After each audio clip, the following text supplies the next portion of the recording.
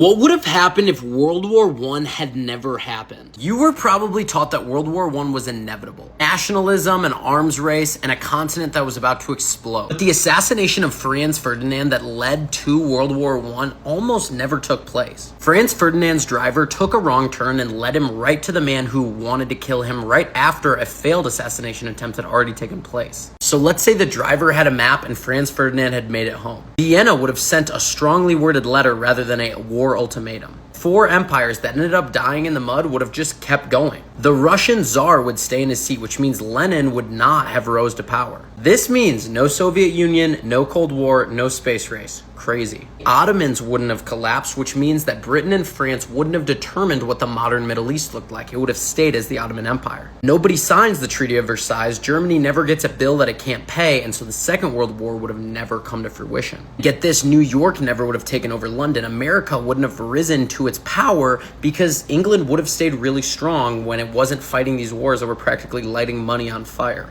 If you like alternate history, you should play Pax Historia, where you can play through World War I. You can make all the strategic wartime decisions for these different countries yourself. Maybe it could go way differently next time.